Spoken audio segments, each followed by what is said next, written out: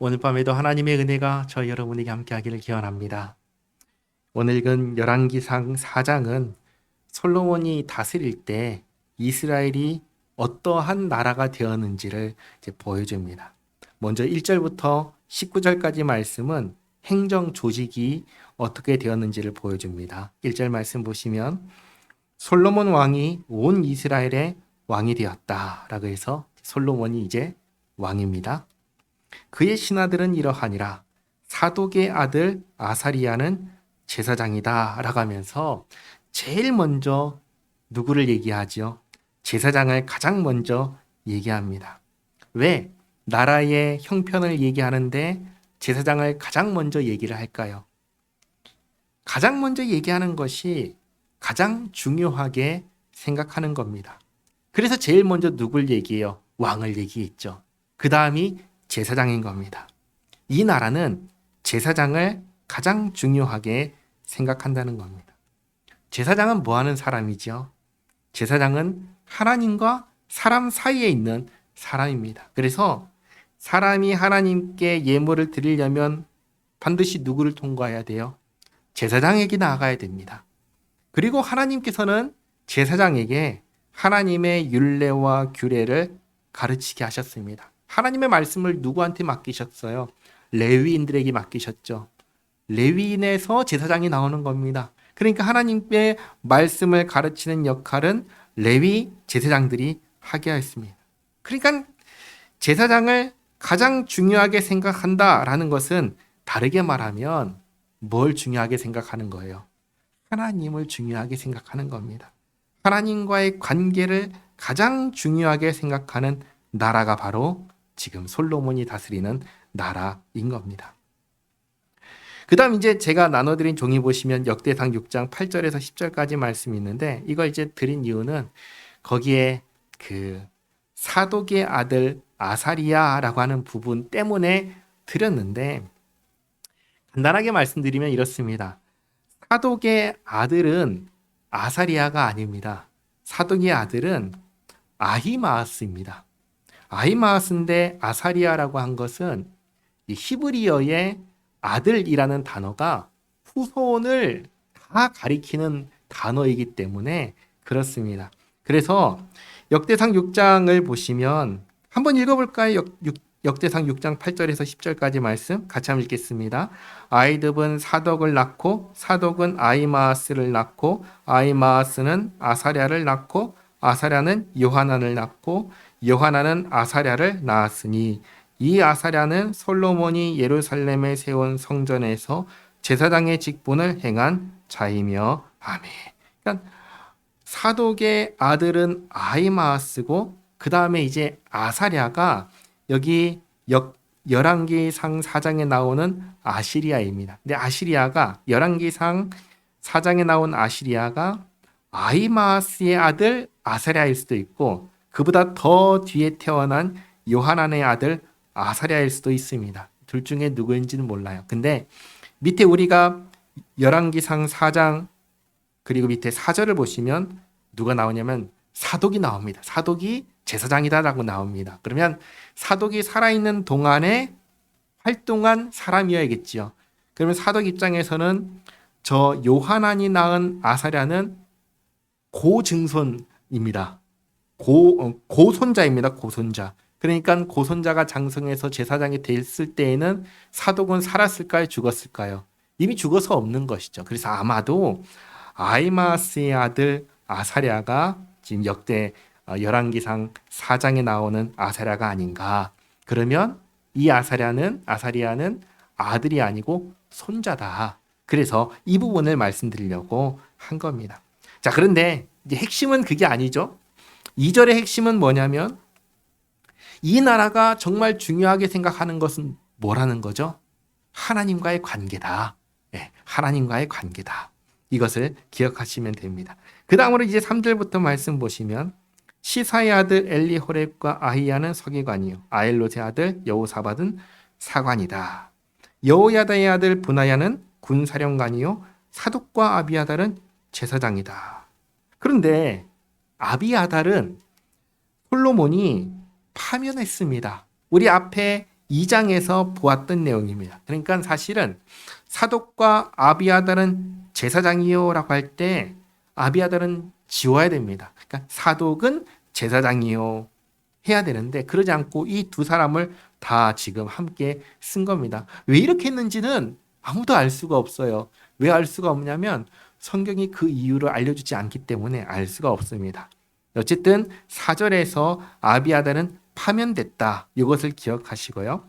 그 다음 5절 보시면 나단의 아들 아사리야는 지방관장의 두령이요. 나단의 아들 사붓은 제사장이니 왕의 벗이다. 여기 나온 아사리야는 다른 아사리야입니다. 근데 지방관장의 두령이라고 합니다. 지방관장들의 명단은 8절부터 19절까지 나옵니다.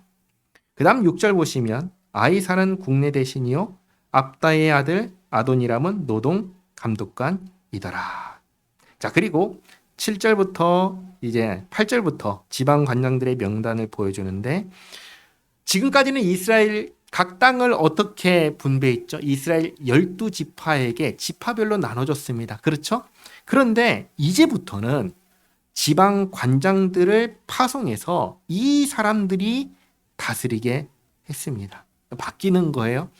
그리고 각 지방이 한 달씩 양식을 왕과 황실을 위해서 공급하게 하였습니다. 그래서 7절 말씀 보시면 솔로몬이 또 온 이스라엘에 12지방 관장을 두매 그 사람들이 왕과 황실을 위하여 양식을 공급하되 각기 1년에 한 달씩 양식을 공급하였으니 하면서 8절부터 19절까지는 이제 12개의 지방 관장들의 명단과 그들이 다스리는 땅을 쭉 보여줍니다. 나눠드린 종이 보시면 표가 있지요. 표를 보시면 왕상 4장 8절부터 19절까지 12개의 지역으로 나눈 것을 볼 수 있습니다. 그래서 그냥 쭉 보시면 되는데 특이한 점이 세 가지가 있습니다.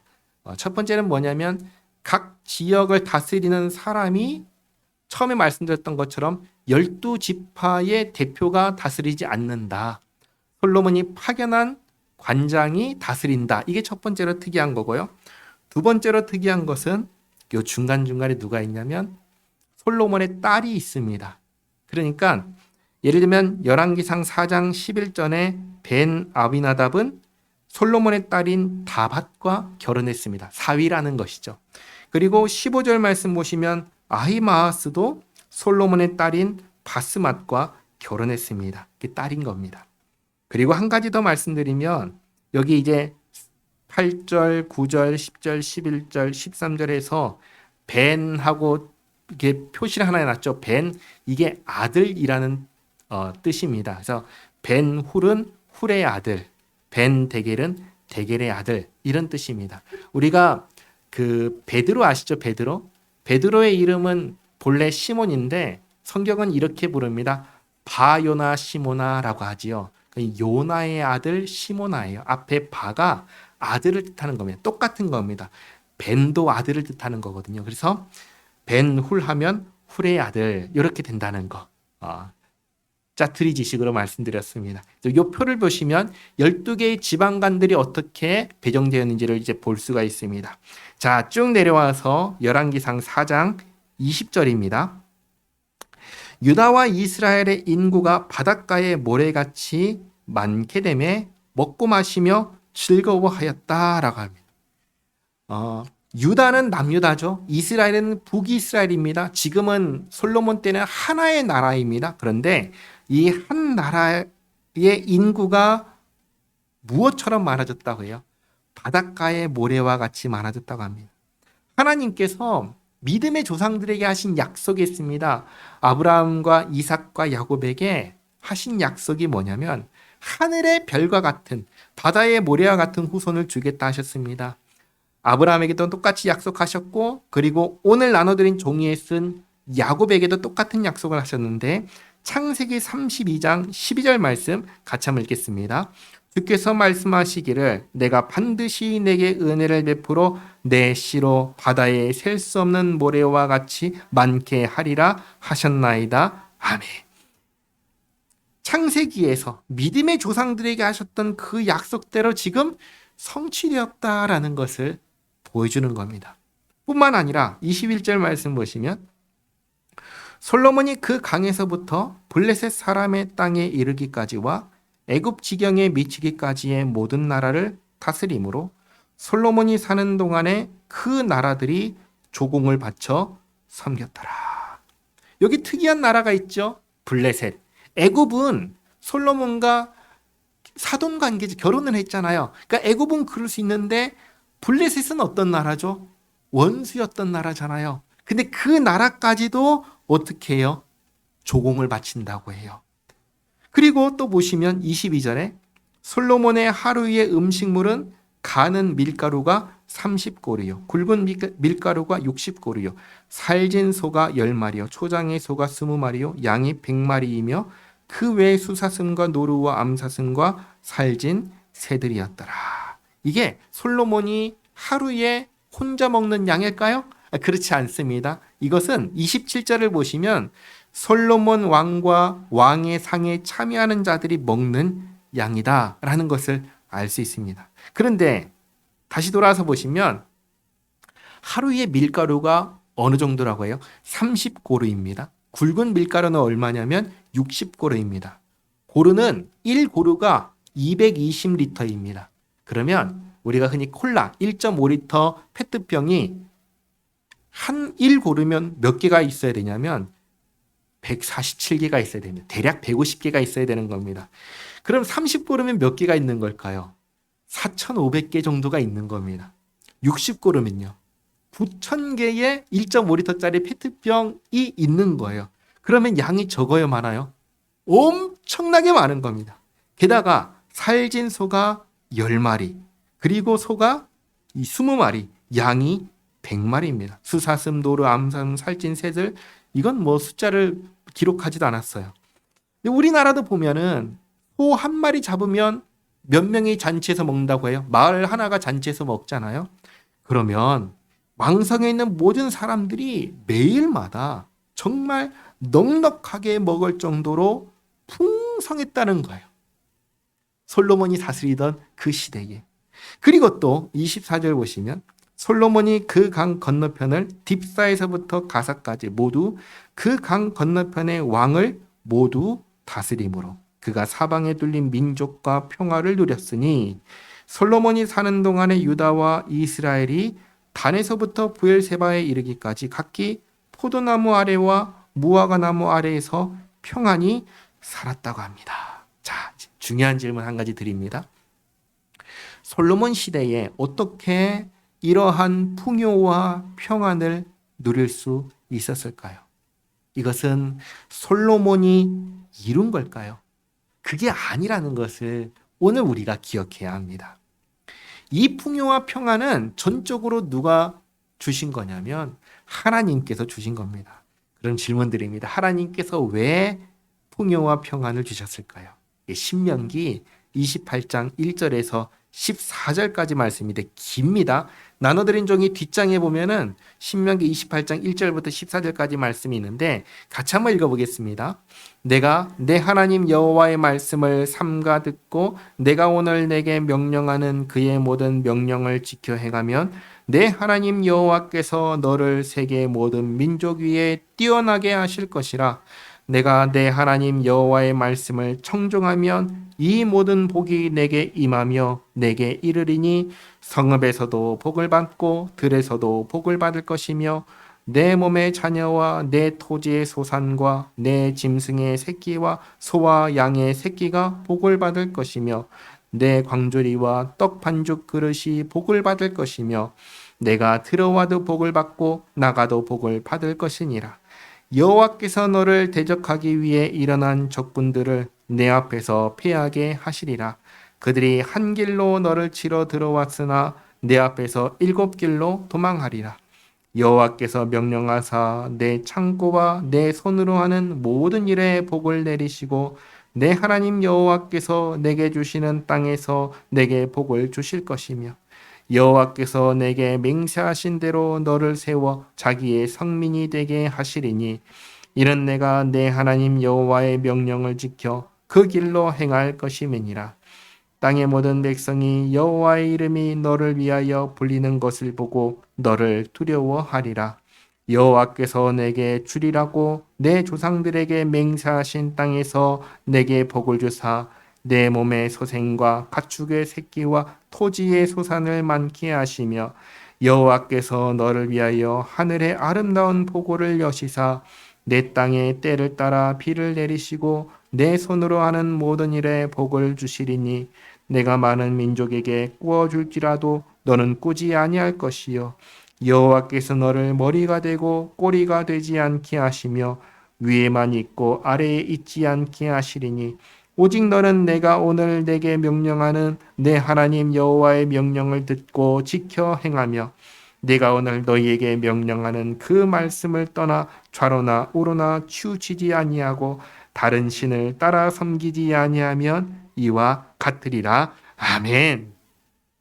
하나님께서 왜 이 풍요와 평안을 주셨습니까? 이스라엘이 하나님의 나라라서 주셨을까요? 그렇지 않습니다. 솔로몬이 지혜롭고 능력이 많아서도 아닙니다. 이스라엘이 하나님을 온전히 섬겼기 때문입니다. 하나님만을 온전히 섬겼기 때문에 하나님께서 약속하신 이 복을 주신 겁니다. 이 복은 믿음으로 받는 구원을 얘기하는 걸까요? 그거 아닙니다. 그걸 생각하면 안 됩니다. 이 복은 순종으로 받는 복입니다. 이 풍요와 이 평안은 온전히 하나님 말씀에 순종할 때 주어지는 겁니다. 지난주에 보았듯이 솔로몬이 애굽왕 바로의 딸과 결혼한 것이나 이스라엘 안에 창기가 있는 것처럼 이 나라는 완벽한 나라는 아니었습니다. 흠이 없는 나라는 아니었습니다. 흠 있는 나라였습니다. 그러나 솔로몬이 하나님을 어떻게 했다고 하죠? 열왕기상 3장 3절 말씀 같이 한번 읽어보겠습니다.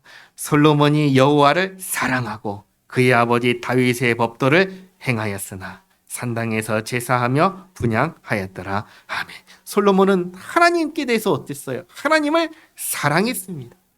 그리고 다윗의 법도를 따라 행했습니다. 그리고 오늘 솔로몬의 나라의 조직을 쭉 얘기하는데 가장 먼저 누굴 얘기했어요? 제사장을 얘기했습니다. 하나님과의 관계를 가장 중요하게 생각한 왕이 솔로몬입니다. 하나님께서는 그런 솔로몬을 기특하게 여기신 겁니다. 완벽해서가 아니라 하나님을 향한 그 마음, 사랑의 마음과 순종의 마음이 있었기 때문에 그것이 너무나 기특해서 오늘 보는 이 모든 풍요와 평안을 주신 겁니다. 열왕기상 3장 13절 말씀도 같이 한번 읽어보겠습니다.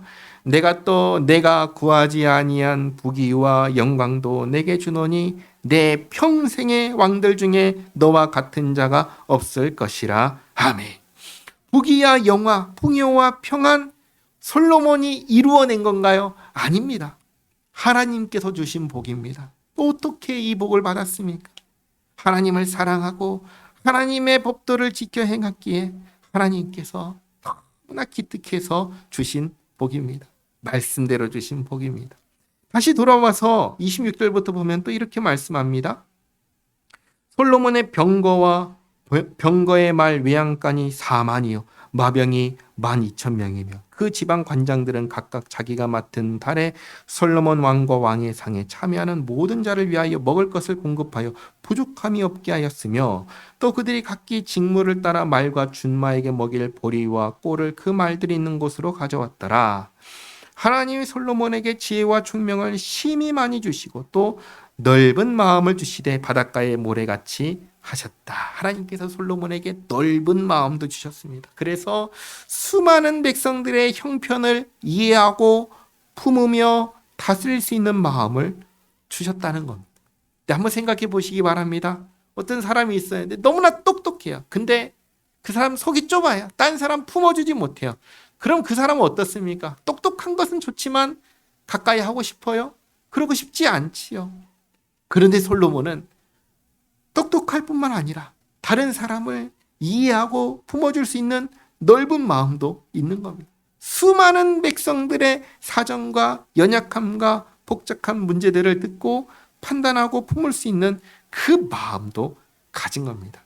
그러니까 이제 사람들이 몰려오는데 30절 솔로몬의 지혜가 동쪽 모든 사람의 지혜와 애굽의 모든 지혜보다 뛰어난지라. 그는 모든 사람보다 지혜로워서 예스라 사람 에단과 마흘의 아들 헤만과 갈골과 다르다보다 나음으로 그의 이름이 사방 모든 나라에 들렸더라. 그 당시에 지혜롭다고 여겨지던 사람들이 비교할 수 없을 정도로 지혜로웠습니다. 이 지혜는 하나님께서 주신 지혜입니다. 그리고 그 지혜를 가지고 그가 잠언 3,000가지를 말하였고 그 중에 일부가 이제 성경의 잠언으로 전해지는 것이죠. 그의 노래는 1,005편이며 그 중에 일부가 이제 시편과 아가서로 전해집니다. 그가 또 초목에 대하여 말하되 레바논의 백향목으로부터 담에 나는 우슬초까지 하고 그가 또 짐승과 새와 기어다니는 것과 물고기에 대하여 말한지라. 아마 이것까지 성경에 포함되었으면 아마 성경은 백과사전이 되었을 거예요. 사람들이 솔로몬의 지혜를 들으러 왔으니 이는 그의 지혜의 소문을 들은 천하 모든 왕들이 보낸 자들이더라. 아멘. 이렇게 사장에서는 뭘 보여줬냐면 이스라엘의 형편이 어땠는지를 보여주었습니다. 이제 다시 한 번 더 생각해 보시기 바랍니다. 어떻게 하면 이렇게 풍요롭고 평화롭고 그리고 주변에 있는 모든 나라를 다스리는 이런 시대가 어떻게 펼쳐질 수 있을까요? 사실 이 세상 모든 사람들이 원하는 시대가 바로 이런 시대일 겁니다. 먹을 걸 걱정할 필요가 있나요? 걱정할 필요가 없습니다. 전쟁을 걱정할 필요가 있나요? 걱정할 필요가 없습니다. 먹을 것은 넉넉합니다. 그리고 평화롭습니다. 어떻게 이런 세상이 되었습니까?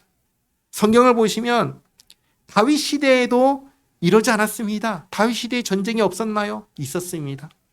솔로몬 이후에는 솔로몬과 같은 시대가 또 반복되나요? 아니요. 솔로몬 이후 시대에는 또다시 전쟁이 있습니다. 근데 솔로몬 시대에만 전쟁이 없습니다. 어떻게 이런 세상이 되었습니까? 하나님께서 주신 평화입니다. 하나님께서 누구에게 이런 평화를 주십니까? 이스라엘이니까 주셨을까요? 아니라는 겁니다. 잘 보시기 바랍니다. 지금 우리는 열왕기를 읽고 있습니다. 열왕기는 왕들의 역사입니다. 중요한 것은 누구라는 거예요? 왕이라는 겁니다. 어떤 왕인가? 하나님 편에 선 왕이냐? 그렇지 않은 왕이냐? 이게 중요한 겁니다. 백성이 아무리 하나님의 말씀에 순종하며 잘해도 왕이 잘못하면 소용이 있어요, 없어요? 아무 소용이 없는 겁니다. 반대로 백성들이 아무리 못해도 왕이 잘하면 그 나라는 소망이 있다는 것을 열왕기 전체를 통해서 보여줍니다. 다시 한번 생각해 보시기 바랍니다. 어떻게 솔로몬이 다스리는 이때에 이스라엘은 어쩌면 이렇게 풍요롭고 평화로운 나라가 되었습니까? 왕이 솔로몬이 하나님을 사랑하고 하나님의 법도를 지키며 하나님을 향한 그 일편단심의 마음이 있었기 때문입니다. 그래서 하나님께서 풍요와 평화를 주셨습니다. 그리고 솔로몬 시대의 이 풍요와 평화는 하나님을 사랑하고 하나님 말씀에 온전히 순종한 예수님께서 다스리시는 나라, 그리스도의 나라를 미리 보여주는 시대인 겁니다. 쉽게 말해 이 시대의 지금 이 모습은 뭘 보여주냐면 천국을 미리 보여주는 겁니다. 우리 주님 예수 그리스도께서 다시 오시면 마지막 심판, 최후 심판을 하실 것입니다. 그리고 모든 죄인은 어디로 보내셔요? 다 지옥으로 보내십니다. 그리고 예수님을 믿어 죄의 사함을 받은 사람들은 어디로 보내셔요? 천국으로 보내시죠. 새하늘과 새 땅으로 보내십니다. 새하늘과 새 땅에서 우리는 어떻게 살까요? 상상할 수가 없죠. 상상할 수 없는 그것을 이 모습을 통해서 보여주시고 상상하게 하시는 겁니다. 솔로몬이 다스리던 그 시대를 보면서 그 풍요와 그 평화를 누리던 이 과거의 시대를 보면서 우리가 그곳에서 이렇게 살게 될 거구나. 이것을 상상하게 해주시는 겁니다. 그럼 마지막으로 제일 중요한 질문을 드립니다. 우리는 어떻게 그 나라에 들어갑니까? 천국에 들어가는 방법은 무엇입니까? 새하늘과 새 땅에 들어가는 방법은 무엇입니까? 한 가지죠. 그게 뭐예요? 예수님을 믿는 것이죠. 우리를 구원하기 위해서 오신 예수님을 믿음으로 우리는 그 나라에 들어가고 오늘 보여주신 이 모든 것을 주님의 은혜 가운데 누리며 살게 될 것입니다. 기도하겠습니다. 하나님 감사합니다. 오늘 솔로몬의 나라를 보았습니다. 정말 풍요롭고 정말 평안한 나라였습니다. 이런 나라에서 살고 싶습니다. 그런데 이 나라가 솔로몬의 지혜와 힘과 능력으로 된 것이 아니고 또 훌륭한 신하들이 있어서 된 것이 아니라 하나님께서 말씀하신 대로 솔로몬이 정말 하나님을 사랑하고 하나님 편에 서 있었기에 이렇게 풍요롭고 평화로운 세상을 주신 건 줄 믿습니다. 그리고 주 예수 그리스도께서 오셔서 완성하실 나라를 이것을 통해 미리 보여주신 줄 믿습니다. 그 나라에는 누구든지 주의 이름을 부르는 자는 들어가게 하신다 하셨사오니 저희에게 예수님을 믿는 온전한 믿음을 주시옵고 주께서 완성하실 풍요롭고 평화로운 그 나라, 눈물이 없고 죽음이 없고 슬픔이 없는 그 나라에서 살게 하옵소서. 그날을 소망하고 바라보며 오늘을 예수님을 믿는 믿음으로 살아가는 저희 모두가 되게 하옵소서. 예수님의 이름으로 기도하옵나이다. 아멘.